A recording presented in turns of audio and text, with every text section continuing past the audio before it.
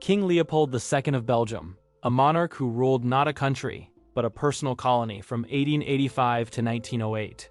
He presented his venture in Africa, the Congo Free State, as a great humanitarian project to civilize the local population. This benevolent facade concealed a brutal reality. The Congo was Leopold's private property, an area 76 times larger than Belgium, which he controlled through a mercenary force known as the Force Publique. Leopold's true aim was the ruthless extraction of resources, primarily rubber, which was in high demand for the new automobile industry.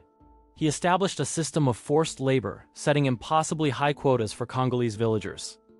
Failure to meet these quotas was met with horrific punishment, including murder, starvation, and the use of the chikata, a whip of raw, sun-dried hippopotamus hide that could shred skin from bone.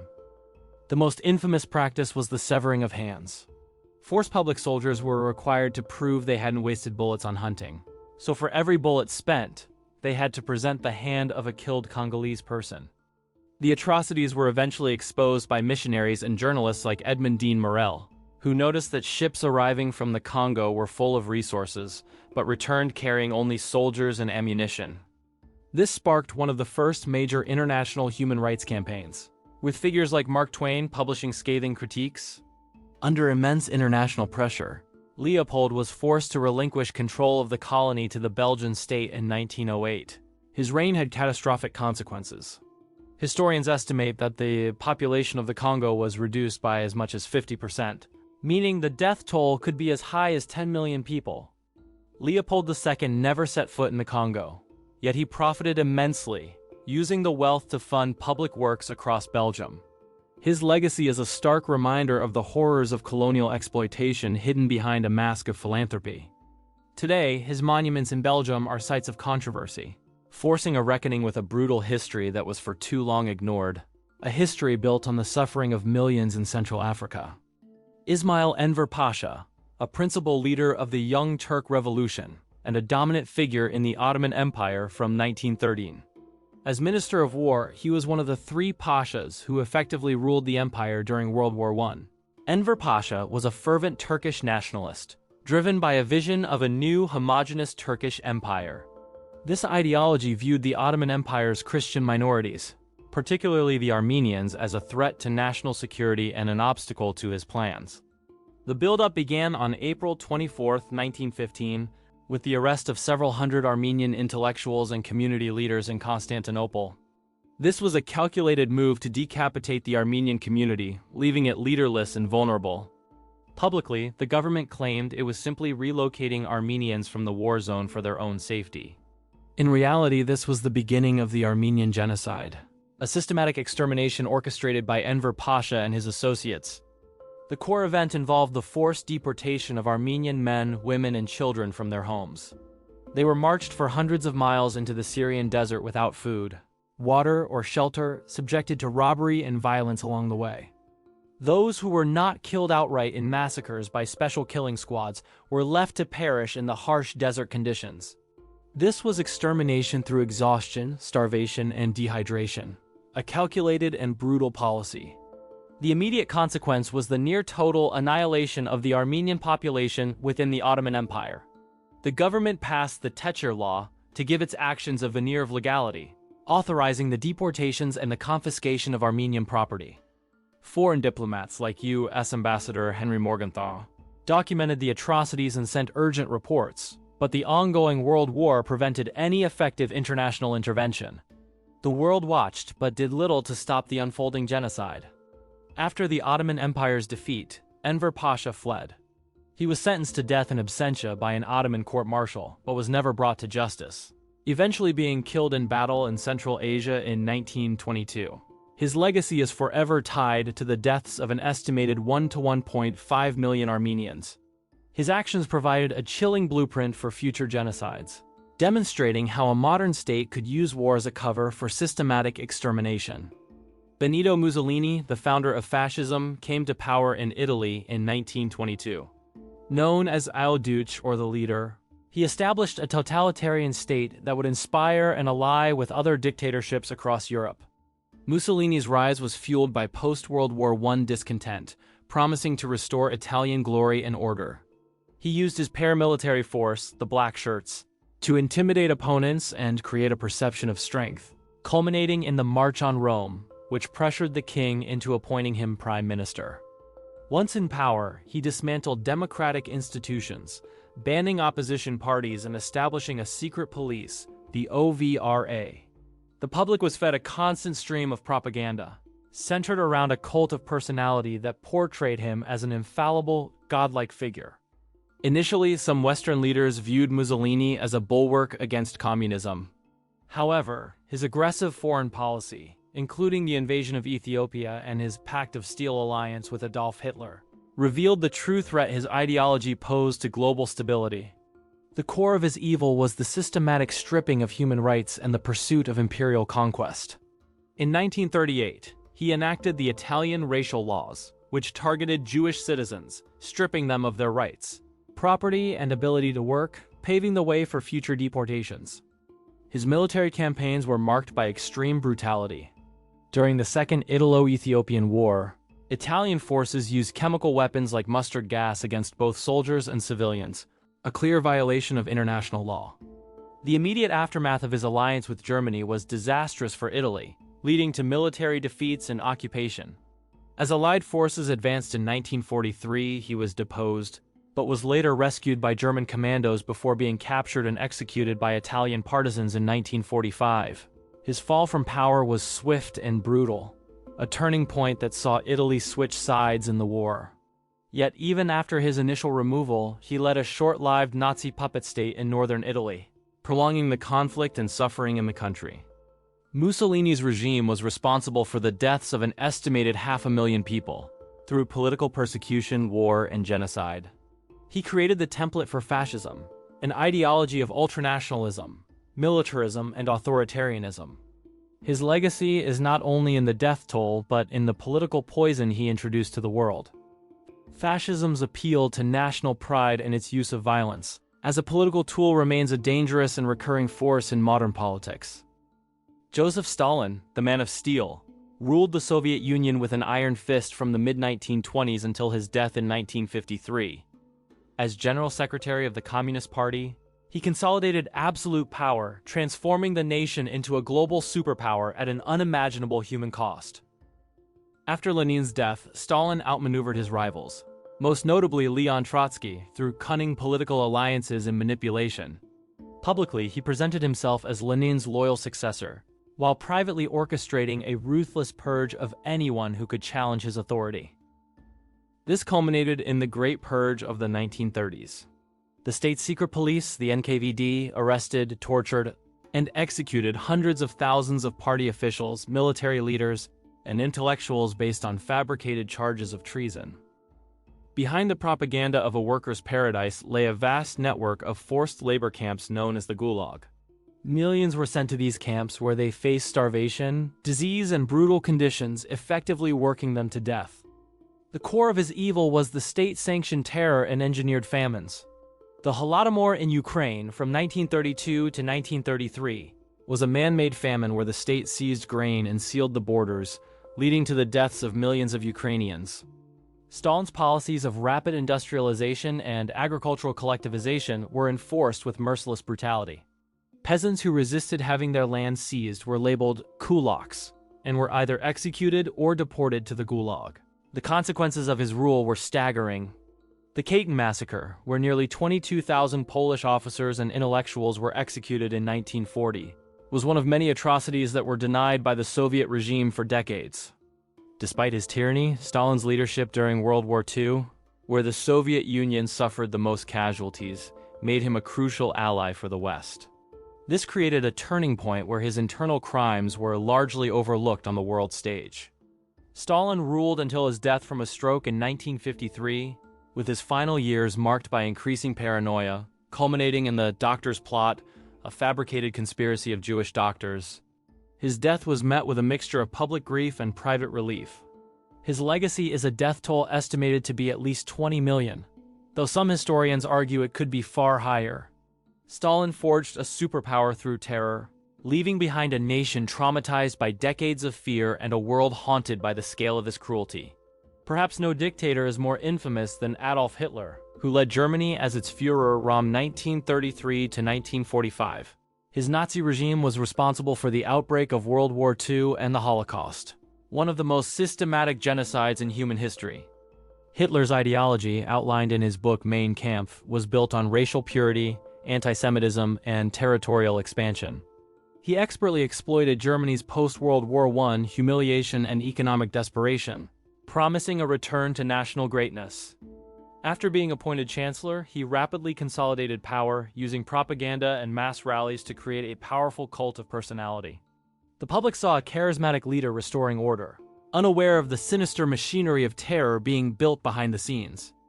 Lesser known is that the first concentration camps like Dachau were established as early as 1933, initially to imprison political opponents. This system of repression would soon be expanded into a network of death. The core event was the Holocaust, the final solution to the Jewish question. This was the industrial-scale extermination of 6 million Jews, along with millions of other minorities, through gas chambers, mass shootings, and brutal slave labor. The Nazis used meticulous organization and bureaucratic efficiency to carry out the genocide. Technologies of death, like Zyklon B gas, were developed specifically for mass murder, turning camps like Auschwitz into factories of death. The immediate consequence of his ideology was global conflict. The invasion of Poland in 1939 triggered World War II, a war that would engulf the globe and result in over 70 million deaths worldwide. The turning point came as Allied forces closed in from both east and west. Hitler's empire, which he promised would last 1,000 years, crumbled in just 12, leaving Germany and much of Europe in ruins. As the Red Army fought its way into Berlin, Hitler took his own life in his bunker on April 30, 1945. His death marked the end of the war in Europe. But the full horror of his regime was only just being discovered. His legacy is one of unparalleled destruction. The terms Nazi and Holocaust had become synonymous with absolute evil, leading to the establishment of international laws against genocide and forever changing humanity's understanding of its own capacity for darkness. Hideki Tojo was the Prime Minister of Japan from 1941 to 1944 and a general in the Imperial Japanese Army. While not an absolute dictator in the same vein as Hitler or Stalin, he was the face of a military junta that held immense power and led Japan into World War II. Tojo was a fervent militarist and proponent of Japanese expansion in Asia. His government promoted the Greater East Asia Co-Prosperity Sphere, an imperialist concept that cloaked Japanese conquest in the language of liberating Asia from Western colonialism.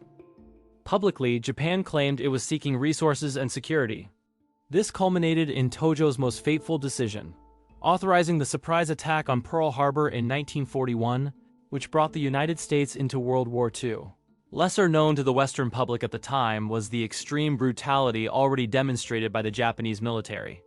As army minister before becoming prime minister, Tojo oversaw the ongoing Second Sino-Japanese War, which included horrific events like the Nanking Massacre.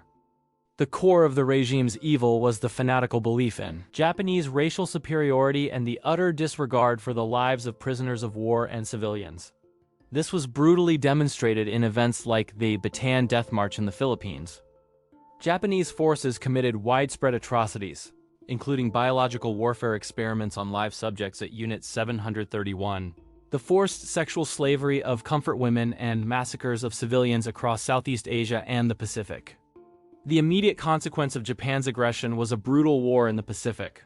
After a series of defeats in the atomic bombings of Hiroshima and Nagasaki, Tojo was forced to resign in 1944. He was arrested by Allied forces after the war. The turning point for Tojo came with Japan's unconditional surrender. Before his arrest, he attempted to take his life but failed, an event that was widely photographed. He stated he wanted to be tried so he could take full responsibility for the war. He was a lead defendant at the International Military Tribunal for the Far East.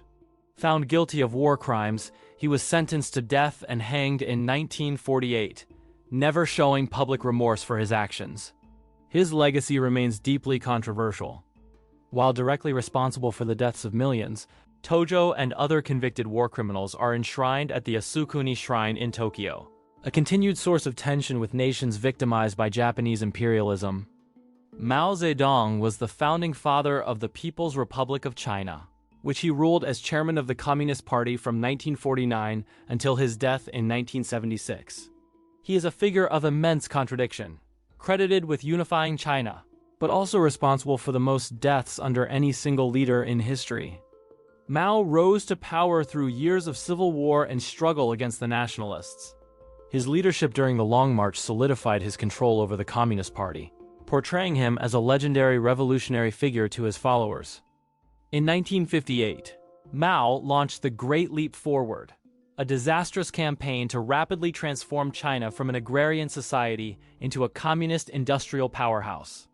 The public was mobilized in a frenzy of collectivism and utopian promises. Farmers were ordered to abandon agriculture to produce steel in backyard furnaces, most of which was useless. This, combined with nonsensical agricultural policies and the state seizing all grain, led directly to the Great Chinese Famine. The core event was this catastrophic man-made famine. Between 1959 and 1961, an estimated 15 to 55 million people starved to death. Officials, afraid to report failure, exaggerated harvest numbers, leading the state to take even more food from a starving populace. To reassert his authority after this failure, Mao launched the Cultural Revolution in 1966. He empowered radical youth, known as the Red Guards, to purge society of impure capitalist and traditional elements. This unleashed a decade of chaos and violence. Intellectuals were publicly humiliated, historical artifacts were destroyed, and millions were persecuted. The immediate consequence was the breakdown of society and the loss of an entire generation's education. A turning point in his international standing came in 1972 when he met with U.S. President Richard Nixon, a shocking move that reopened relations between China and the West and shifted the balance of the Cold War. Mao ruled until his death in 1976.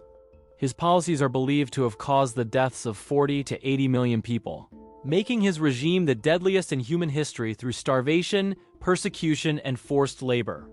Today, his legacy is heavily sanitized within China.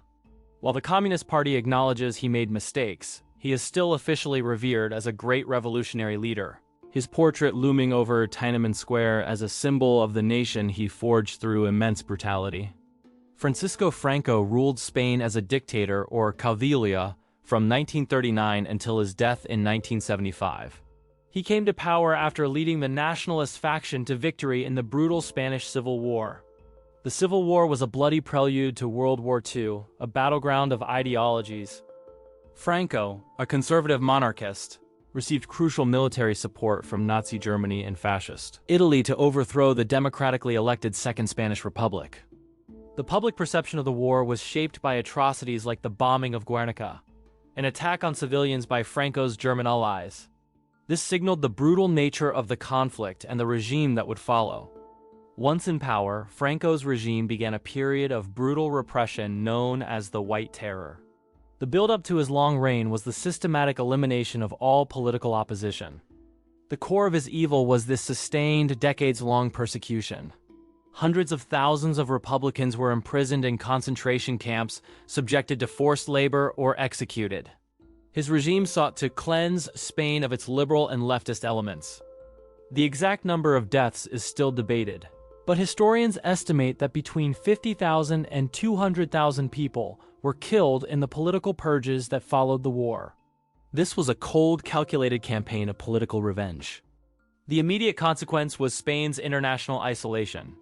Despite his ideological alignment with the Axis, Franco kept Spain officially neutral in World War II, a pragmatic decision that ultimately saved his regime from being overthrown by the Allies.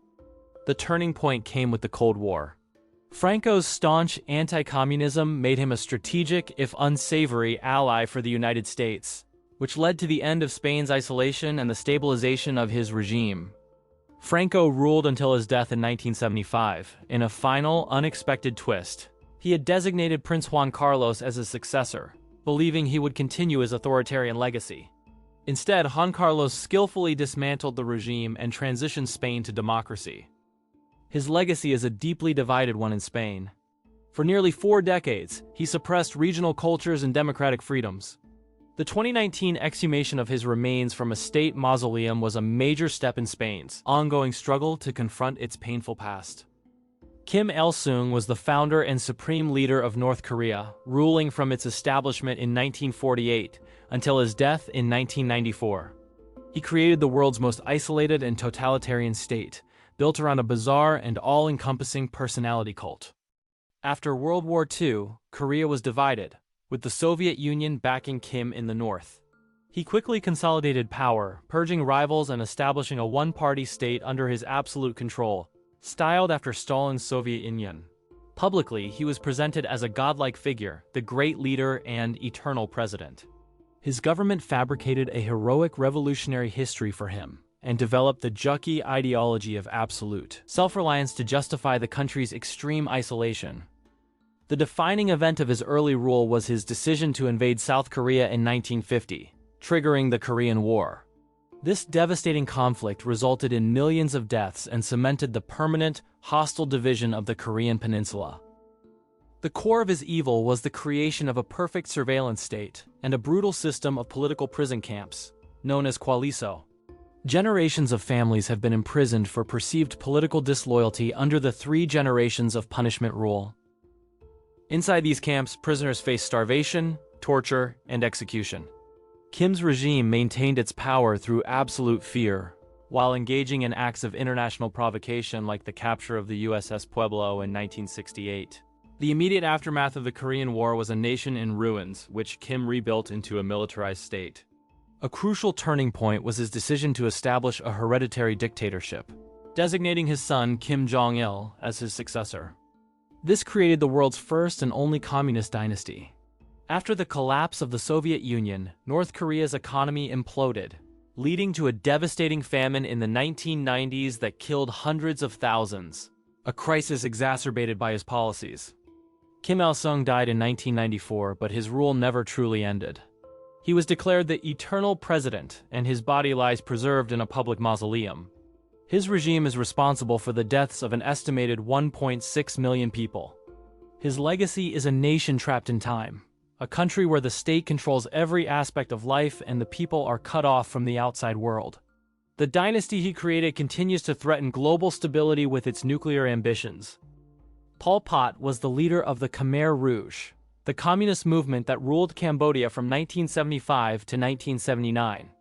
In just 4 years, his radical social engineering experiment led to the Cambodian genocide and the death of a quarter of his country's population. The Khmer Rouge came to power after a bloody civil war. They were initially seen by some as liberators from a corrupt, US-backed government. This perception changed almost overnight as they began their terrifying restructuring of society. Immediately upon taking the capital Phnom Penh, they ordered its entire population of 2 million people to evacuate to the countryside. They claimed the US was about to bomb the city, a lie to begin their plan. Pol Pot's goal was to create a purely agrarian communist utopia, starting society from year 0. This meant abolishing money, private property, religion, and traditional education. The entire population was forced into collective farms and labor camps. The core event was the Cambodian genocide. The regime systematically targeted and executed anyone considered an intellectual people who wore glasses, spoke a foreign language, or even had soft hands, as well as ethnic minorities and former government officials. Places like the Tuol Sleng prison, a former high school, became centers of torture and execution. An estimated 20,000 people were imprisoned there. Only a handful survived. This was paranoia and ideology turned into a killing machine. The immediate consequence was the complete collapse of Cambodian society. The regime's brutality and border raids against Vietnam provoked an invasion. In 1979, the Vietnamese army captured Phnom Penh, overthrowing the Khmer Rouge.